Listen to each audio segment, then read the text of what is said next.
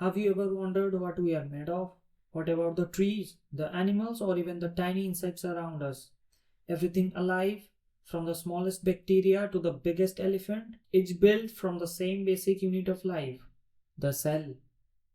Just like a house is made of bricks, all living things are made up of cells. But what exactly is a cell? Where did we first discover them? And why are they so important? Let's dive into it. What is a cell? A cell is the smallest unit of life. It is like a tiny factory that carries out all processes necessary to keep an organism alive. Some organisms, like bacteria and amoeba, have just one cell, while others, like humans, have trillions. Cells can be alive or dead, small or big, simple or complex. They come in different shapes and sizes depending on their functions. But how did we even come to know about them? Let's take a quick look at the history. The discovery of cells.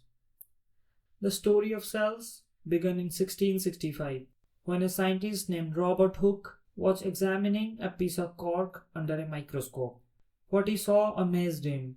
It looked like a honeycomb made of tiny compartments. He called these compartments cells, which means little rooms in Latin.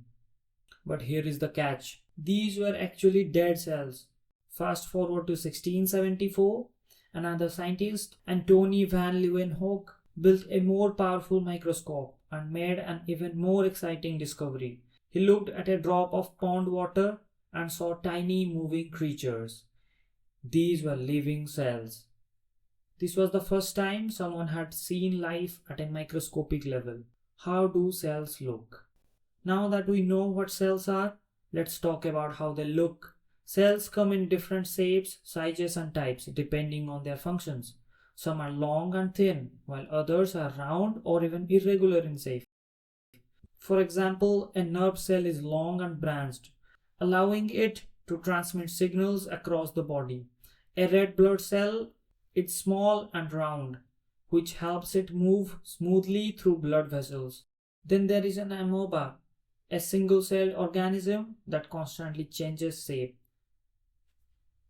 Different types of cells. Not all cells are the same.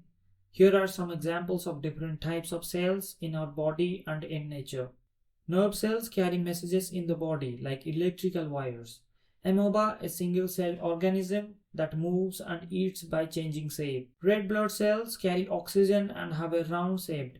Bone cells help form and repair bones. Sperm and egg cells important for reproduction. Each of these cells have a specific job to do, and together they keep the body functioning smoothly. How small is a cell? Cells are so small that you cannot see them with your naked eyes.